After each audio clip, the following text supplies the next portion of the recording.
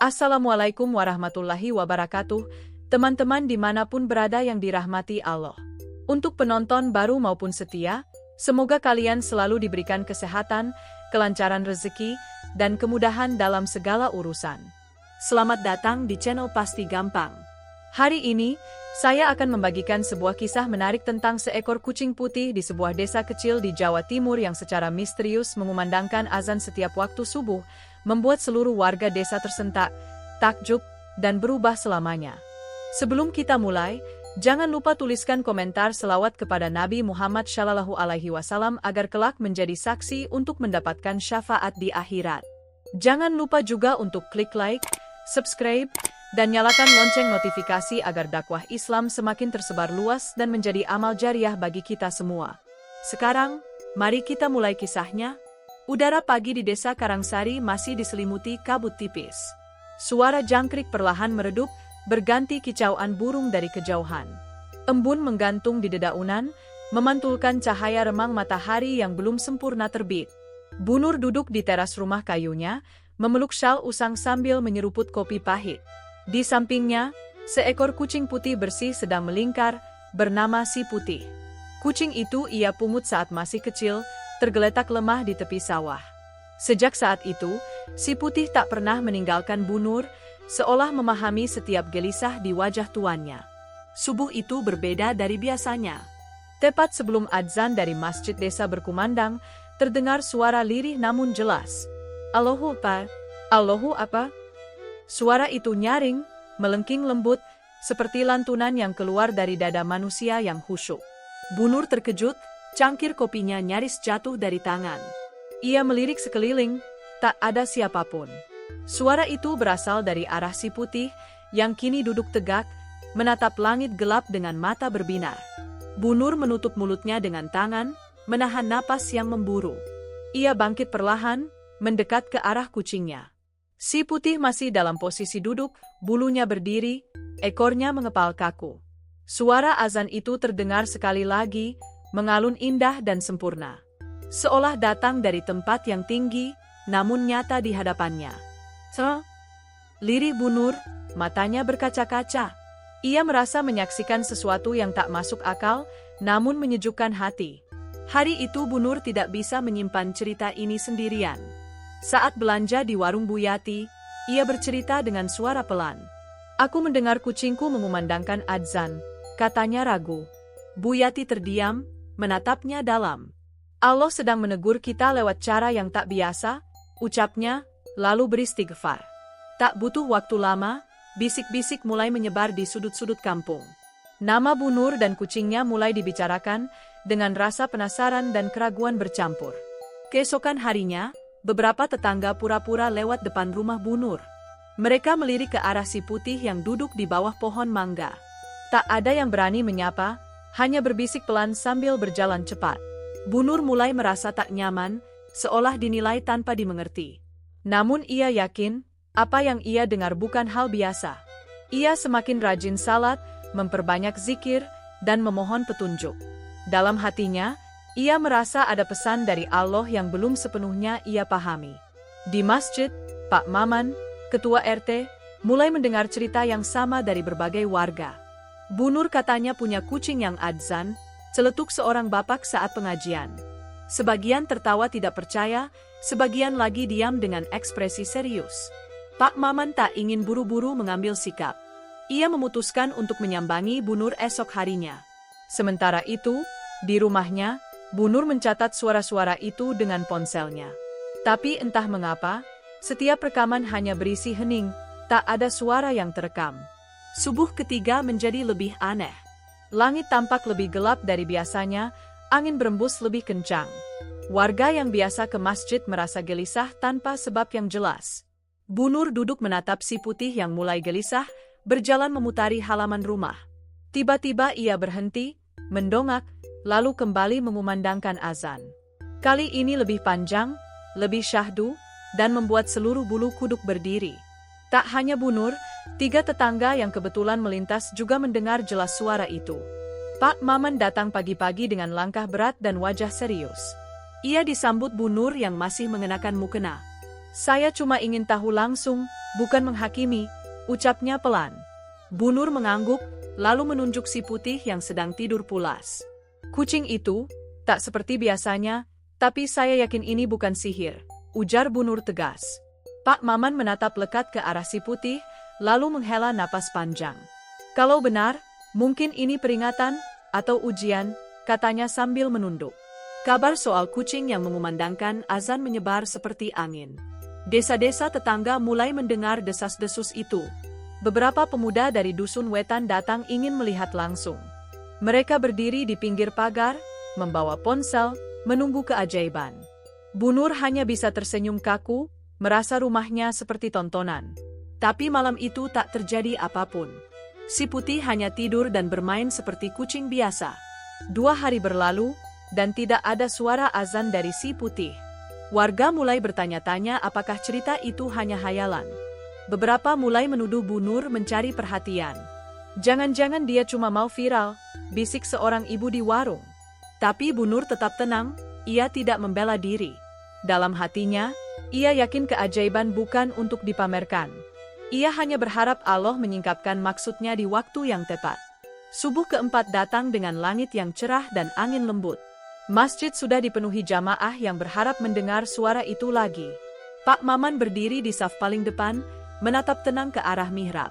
Tiba-tiba, dari arah rumah Bu Nur, terdengar suara azan yang menggema. Merdu, bersih, dan menyayat hati. Suara itu membuat semua yang mendengarnya meneteskan air mata tanpa sadar. Beberapa jamaah sujud sambil menangis, tak mampu berkata apapun. Setelah salat, warga berkumpul di halaman masjid. Suara itu didengar semua orang, dan tak ada yang bisa menyangkalnya. Tapi muncul satu suara dari ujung kerumunan. Bagaimana kalau ini bukan keajaiban, tapi peringatan akan bala? Ucapan itu keluar dari Pak Sahir, seorang pria tua yang dikenal keras kepala. Beberapa warga mulai mengangguk, rasa takut menggeser keimanan mereka. Bu Nur merasa dadanya semakin berat. Ia tak ingin disalahkan atas sesuatu yang tidak ia mengerti. Pagi itu, Pak Maman memutuskan untuk menyelidiki lebih jauh. Ia membawa 2 saksi, Pak Darno dan Ustadz Rahim, untuk melihat langsung. Mereka duduk di teras rumah Bu Nur, menunggu subuh berikutnya. Si putih diam, seolah tahu ia sedang dipantau. Malam semakin larut, dan waktu terasa melambat. Lalu, tanpa aba-aba, suara azan itu kembali terdengar. Ketiganya terdiam, mata mereka berkaca, tubuh mereka bergetar. Ustadz Rahim berdiri, dadanya naik turun menahan emosi. Saya bersaksi, ini bukan tipuan, katanya lantang. Warga yang mendengar berita itu langsung berdatangan ke rumah Bu Nur. Ada yang membawa sajadah, ada yang hanya ingin memastikan. Tapi tak semua datang dengan niat baik. Beberapa mulai berteriak-teriak menyebut ini sihir dan ilmu hitam. Bu Nur hanya berdiri di balik pintu, memeluk tasbih dan berdoa agar dijauhkan dari fitnah. Malam kelima, desa kembali sunyi. Tidak ada suara azan dari si putih. Warga berkumpul tapi pulang dengan kecewa. Sudah ku bilang, semua ini hanya permainan, ucap Pak Sahir keras. Tapi Pak Maman yakin, keajaiban tidak selalu hadir untuk dilihat. Di dalam rumah, Bu Nur memeluk si putih yang tampak lelah. Kucing itu hanya mengeong pelan, lalu tertidur di pangkuan Bu Nur. Malam itu, Bu Nur tertidur lebih awal dengan tubuh yang letih dan hati yang berat.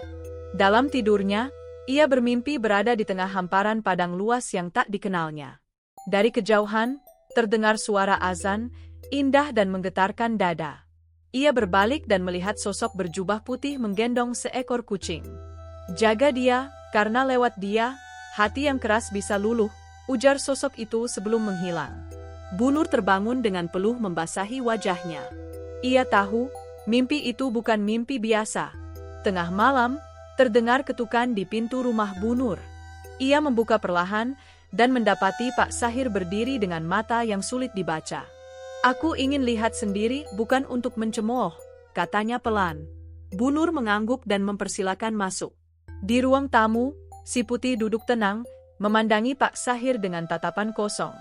Tak ada suara, tak ada gerakan, hanya tatapan yang menembus hati.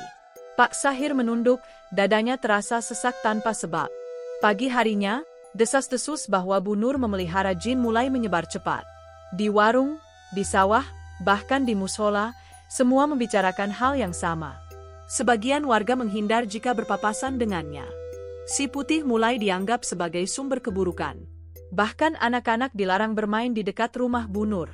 Tapi Bu Nur tetap diam, hanya memperbanyak ibadah dan membaca Al-Quran. Ia merasa sedang diuji oleh Allah lewat cara yang tak lazim. Suatu malam, beberapa pemuda berkumpul di balai desa. Mereka berencana mengusir Bu Nur dengan alasan menjaga ketenangan desa. Pak Maman berusaha menenangkan, tapi suara mayoritas menolak mendengar. Kalau kita diam, bisa jadi desa ini kena bala, teriak salah satu dari mereka. Pak Darno menepuk meja, jangan main hakim sendiri. Tapi api prasangka telah membesar, dan tak semua hati mudah diyakinkan. Malam itu, ketegangan mengendap seperti bara yang menunggu meledak. Malam kelam turun dengan cepat, langit diselimuti awan gelap dan angin dingin. Bu Nur mengunci pintu dan mematikan semua lampu. Ia merasakan hawa aneh yang belum pernah ia rasakan sebelumnya. Di luar, suara langkah kaki terdengar di atas kerikil halaman rumah. Si Putih tiba-tiba berdiri dan mengeong keras ke arah pintu.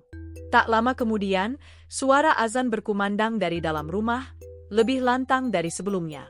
Warga yang sudah berkumpul di luar rumah mendadak diam membisu, tubuh mereka gemetar. Suara azan itu menyelinap masuk ke dada setiap orang yang mendengarnya. Bahkan para pemuda yang datang membawa obor tak mampu melangkah lebih jauh. Tubuh mereka bergetar, sebagian menangis tanpa sadar. Suara itu seperti membongkar dosa-dosa lama yang selama ini mereka pendam. Pak Sahir berlutut, matanya memandang kosong ke arah jendela rumah Bu Nur. Allah, apa ini tanda MU? Ucapnya lirih. Malam itu, tak seorang pun mampu mengucapkan kata-kata setelah azan selesai. Setelah suara azan berhenti, desa tenggelam dalam keheningan yang mencekam. Warga perlahan membubarkan diri tanpa sepatah kata. Tidak ada yang berani bertanya, tidak ada yang menoleh ke belakang.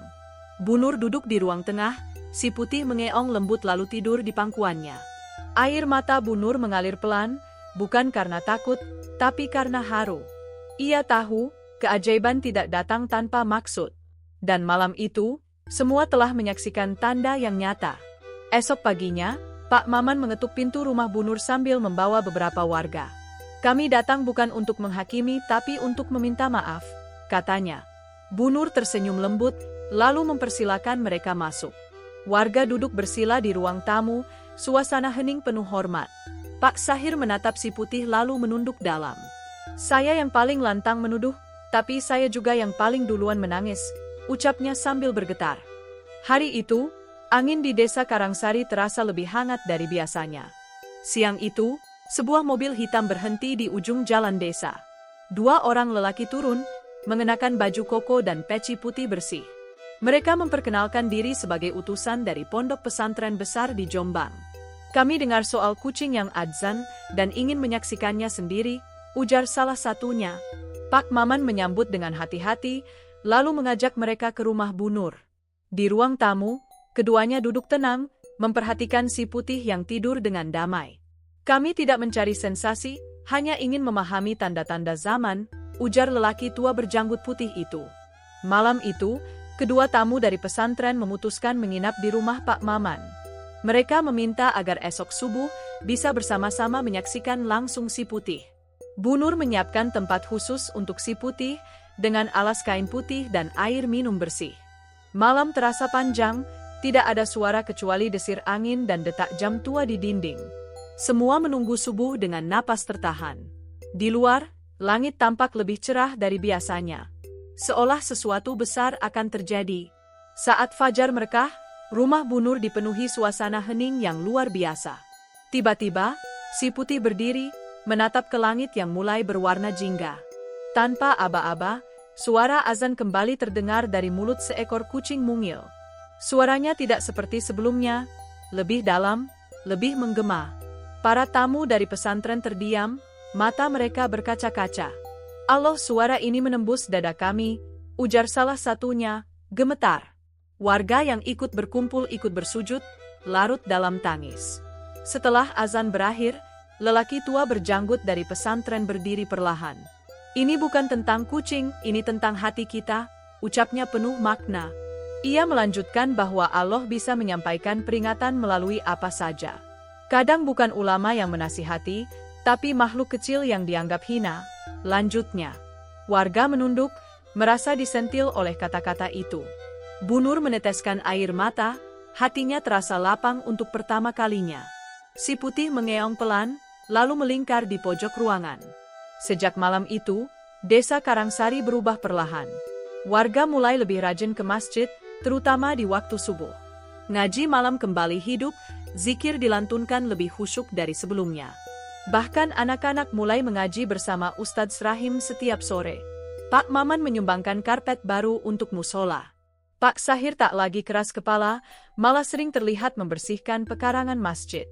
Semua perubahan ini dimulai dari satu suara, suara dari seekor kucing putih. Bu Nur kembali ke rutinitasnya, menjemur pakaian, menyapu halaman, dan menyiram bunga. Tapi kini ada senyum yang berbeda di wajahnya. Si Putih masih tinggal bersamanya, semakin tenang dan manja. Tidak setiap hari kucing itu bersuara, tapi warga tak lagi menuntut keajaiban itu muncul terus-menerus. Mereka sudah cukup percaya. Kini yang lebih penting adalah menjaga iman, bukan menantang mukjizat. Malam-malam terasa lebih hangat, dan pagi lebih ringan. Di malam yang hening, Bu Nur kembali bermimpi. Ia berdiri di tengah hamparan cahaya, dan sosok berjubah putih kembali muncul. "Engkau sudah menjaga amanah itu dengan baik," ucapnya lembut. "Tapi jangan berhenti di sini, masih banyak hati yang perlu disentuh." Bu Nur mengangguk perlahan, matanya berkaca. Saat ia terbangun, langit masih gelap, tapi hatinya terang. Di pangkuannya, si Putih membuka mata dan mengeong pelan, seolah paham semuanya. Di malam itu, seluruh warga berkumpul di masjid untuk doa bersama. Mereka tidak mengundang siapa-siapa dari luar. Hanya warga Karangsari yang ingin mengucap syukur dan meminta ampunan. Di tengah doa, terdengar suara kokok ayam dari kejauhan. Lalu disusul dengan suara azan yang tak asing lagi, namun kali ini berasal dari arah luar masjid. Warga saling pandang, hati mereka bergetar. Tak ada yang bergerak, semua hanya diam, larut dalam rasa yang tak bisa dijelaskan. Setelah azan bergema dari luar masjid, suasana menjadi sangat hening. Tidak ada yang berbicara, tidak ada yang bergerak, hanya mata yang saling menatap dalam diam. Ustadz Rahim berdiri perlahan, menatap langit dengan mata berkaca. "Azan ini tidak berasal dari dunia ini," bisiknya hampir tak terdengar. Si Putih tiba-tiba berjalan masuk ke halaman masjid, bulunya bercahaya diterpa lampu gantung. Ia duduk di bawah mimbar, menatap ke arah jamaah dengan sorot mata yang teduh. Tiba-tiba suara zikir mengalun dari dada para jamaah, tanpa dikomando, tanpa dipaksa. Si Putih duduk diam di bawah mimbar, tidak mengeong, tidak bergerak. Tapi kehadirannya menggetarkan hati semua yang memandangnya. Seorang anak kecil mendekat perlahan, lalu duduk di samping kucing itu. Ia mengusap kepala si Putih sambil mengucap istighfar pelan. Ustadz Rahim memandang ke langit, matanya berkaca. Kadang Allah berbicara bukan lewat kata, tapi lewat rasa, ucapnya lirih. Malam itu, desa Karangsari menyatu dalam satu napas zikir yang tak terucap, tapi terdengar. Setelah kejadian itu, si Putih tak lagi mengumandangkan azan. Tapi warga tidak meminta lagi. Mereka merasa cukup, bahkan lebih dari cukup. Karena sejak malam itu, masjid tak pernah lagi sepi saat subuh. Setiap langkah kaki yang datang membawa keikhlasan baru. Setiap takbir yang dilantunkan membawa makna yang dalam. Semua dimulai dari seekor kucing dan hati yang bersedia dibuka. Suatu pagi, Bu Nur menemukan sepucuk surat di depan pintu rumahnya. Surat itu ditulis tangan dengan tinta hitam rapi. "Terima kasih telah menjaga sesuatu yang tidak bisa dijaga dengan kekuatan, tapi hanya dengan iman." Tidak ada nama, tidak ada tanda. Hanya sehelai bulu putih halus yang terselip di dalam lipatannya. Bu Nur menggenggam surat itu dengan senyum dan air mata bersamaan. Ia tahu, pesan itu bukan dari manusia biasa, tapi dari seseorang yang benar-benar memahami makna menjaga. Pak Sahir datang ke rumah Bu Nur dengan membawa 2 kantong beras. "Saya tahu ini tidak sebanding dengan luka yang saya timbulkan," katanya. Bu Nur hanya mengangguk dan membukakan pintu. Mereka duduk di teras, ditemani angin pagi dan suara burung. Dulu saya buta, sekarang saya malu, ucap Pak Sahir sambil menunduk. Malu itu pertanda iman masih ada, jawab Bu Nur lembut. Mereka tidak berbicara banyak, tapi pagi itu terasa penuh arti. Sejak awal, Bu Nur tidak pernah mencari pujian atau pengakuan. Ia hanya ingin menjaga apa yang ia rasa harus dijaga. Ia tidak mengerti dari mana suara itu berasal. Tapi ia mengerti bahwa ia sedang diuji. Diuji dengan fitnah, dengan kesendirian, dengan prasangka. Dan dari semua itu, ia tetap memilih untuk percaya. Percaya bahwa Allah tidak pernah mengirimkan sesuatu tanpa maksud. Desa Karangsari kembali sunyi seperti biasa. Tapi sunyi yang sekarang berbeda dari dulu. Ini sunyi yang membawa damai, bukan cemas. Warga hidup rukun, lebih terbuka, lebih banyak tersenyum. Mereka tidak lagi sibuk mencari siapa yang benar dan siapa yang salah. Mereka sibuk memperbaiki apa yang salah di dalam diri. Dan itu dimulai dari satu suara azan yang mengguncang tanpa menyakiti. Suatu malam, si putih tidak pulang. Bu Nur mencarinya ke sudut halaman, ke dalam rumah, ke teras masjid. Tapi kucing itu seperti menghilang begitu saja, tanpa jejak. Pagi harinya, hanya ada jejak kaki kecil di tanah yang basah. Bu Nur tersenyum, meski matanya basah. Jika dia datang dari langit, biarlah ia kembali ke langit, bisiknya. Dan sejak saat itu, si putih hanya tinggal dalam kenangan. Meski si putih telah tiada, suara itu masih hidup. Tidak dalam bentuk azan yang menggema, tapi dalam hati setiap orang yang pernah mendengarnya. Warga kini berlomba menjadi lebih baik, lebih sabar, lebih saling menjaga. Masjid tidak pernah sepi, terutama di waktu subuh. Dan setiap kali angin pagi berembus, ada yang merasa mendengar suara itu lagi. Lembut, tenang, seperti azan yang diucapkan dengan penuh cinta. Suara yang tidak datang dari mulut, tapi dari dalam jiwa. Di rak kayu tua rumah Bu Nur, terdapat selembar kertas yang dilaminasi rapi. Kertas itu berisi tulisan tangan Bu Nur, kalimat yang ditulisnya malam setelah mimpi terakhir.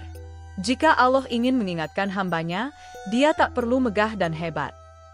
Cukup satu hewan kecil, cukup satu suara lembut, cukup satu hati yang siap mendengar. Kertas itu tak pernah dilepas, meski rumah itu sudah jarang dikunjungi. Karena kisah ini bukan untuk dilupakan, tapi untuk terus diingat. Hingga satu demi satu hati kembali terbangun. Tahun demi tahun berlalu, namun cerita tentang si putih tetap hidup. Diceritakan kembali dari orang tua kepada anak-anak mereka. Bukan sebagai kisah ajaib semata, tapi sebagai pelajaran tentang hati. Hati yang percaya pada keajaiban Allah, walau tak selalu bisa dijelaskan. Hati yang tetap lurus meski diuji fitnah, prasangka, dan kesendirian. Dan hati yang siap berubah karena satu tanda kecil dari langit. Karangsari kini bukan sekadar desa, tapi saksi dari sebuah hikmah besar. Rumah Bu Nur tetap berdiri, sederhana tapi penuh berkah. Banyak orang datang, bukan untuk melihat si putih, tapi untuk belajar. Belajar tentang sabar, tentang menjaga lisan, tentang tidak mudah menuduh. Mereka duduk di serambi, mendengarkan kisahnya dari Bu Nur sendiri. Saya tidak tahu kenapa Allah memilih saya, katanya sambil tersenyum. Tapi saya tahu, saat Allah memberi ujian, itu karena cintanya. Dan cintanya selalu datang lewat cara yang paling lembut. Subuh kini menjadi waktu paling dirindukan di Karangsari. Bukan karena azan dari si putih, tapi karena azan dari hati yang terbangun. Warga berangkat ke masjid sebelum fajar, membawa ketenangan dalam langkahnya. Tak ada lagi yang datang karena rasa ingin tahu, tapi karena rindu. Rindu pada suasana ketika mereka pertama kali merasa dekat dengan Allah. Suasana yang dulu datang bersama suara lembut dari makhluk kecil tak bersuara. Kini suara itu tinggal dalam setiap sujud dan air mata mereka. Suatu malam, Bu Nur duduk sendirian di teras rumahnya. Di tangannya, sebuah tasbih kecil yang sudah kusam. Ia menatap bintang-bintang yang bersinar di langit Karangsari. Terima kasih, ya Allah, telah memilih kami untuk melihat keajaiban MU, bisiknya.